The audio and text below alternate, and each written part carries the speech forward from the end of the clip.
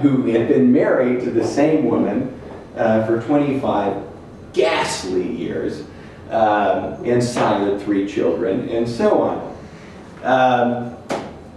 And in those days, Time magazine investigative reporters were quite nasty and quite relentless about turning up that sort of stuff, especially if you didn't cooperate. So eventually Cheever decided to cooperate. However, all the beans were spilled after he died.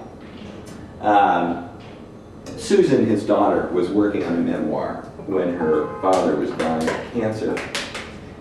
And the idea was that this would be you know, an affectionate sort of anthology of funny stories about this wonderful, wacky, witty, gifted man who was her father. And she had written 5 chapters of it when she realized she needed to go a little deeper. She needed to get more of the backstory. So she went to the Morgan Museum vault and read her father's 4,300 plus single-space type page journal, which she had never read before. And it was all there. And she realized for the first time that her father was essentially gay. And not only that, that he had been quite actively gay. And not only that, but that what she had imagined to be their relationship was far less important to him than it had been to her.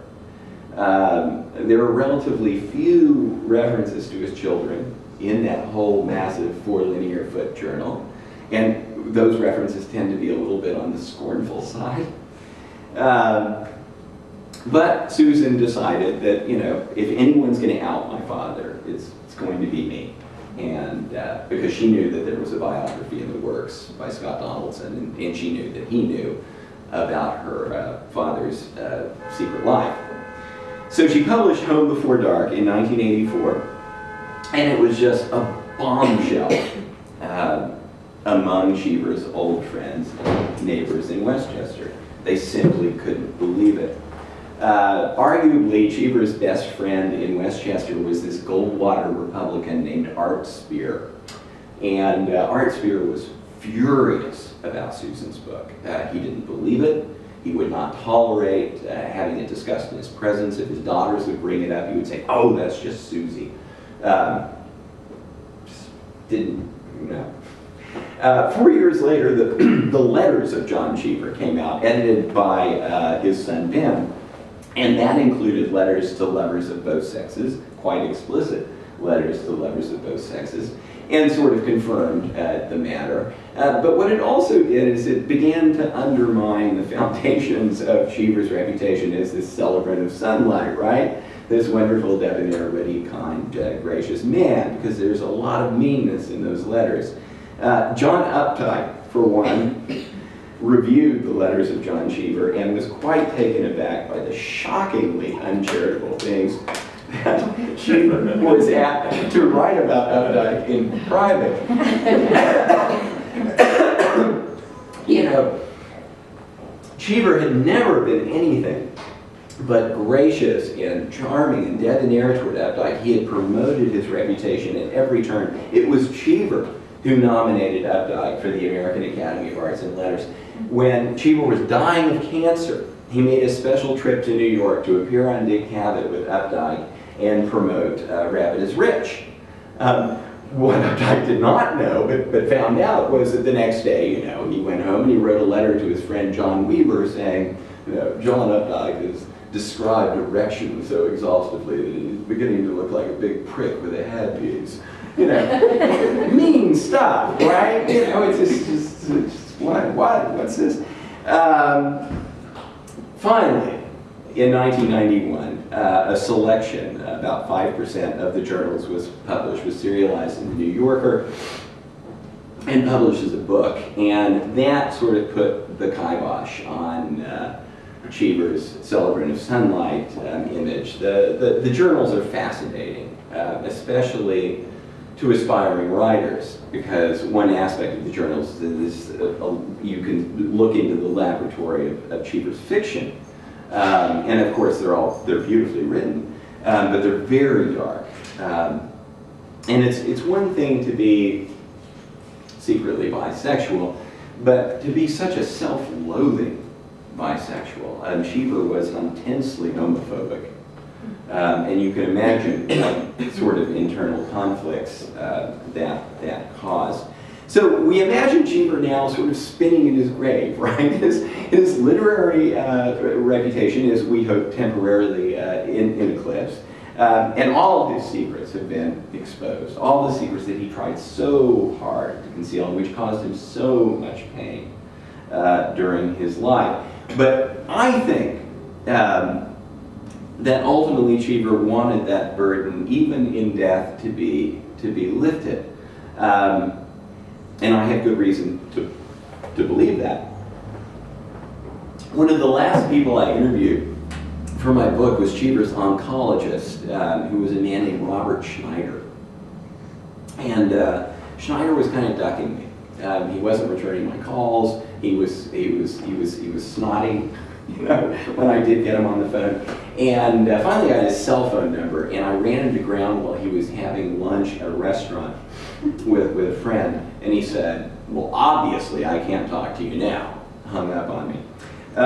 He later told me that he turned to his friend in the restaurant and he said, "That was John Cheever's biographer. And I don't think I want to talk to him because, you know, John told me a lot of stuff that I think was really personal." Well, turned out that Dr. Schneider's friend, sitting with him there in the restaurant, was a psychic. A bona fide psychic. A psychic friend, okay? And that man said, "Robert, John Cheever is with us in the restaurant. John wants you to talk to this man. John wants you to tell him everything." And Schneider did. And so this is truly an authorized biography. I am going to end by reading one more page from my book because it really gives you a sense of such fame as Cheever still enjoys unto the present day, and what the quality of that fame is. Excuse me. A year after the publication of the journals, an episode of Seinfeld titled "The Cheever Letters" was aired. The plot is a little hard to explain in so many words. George Costanza is meeting his girlfriend Susan's family for the first time. Susan's crotchety father, meanwhile, has sent George a box of Cuban cigars made special for Castro, which George has dumped on his friend Kramer, who in turn has smoked them in a cabin belonging to Susan's father and burned the place down. When George breaks the news to the father, the man is devastated and takes to his bed.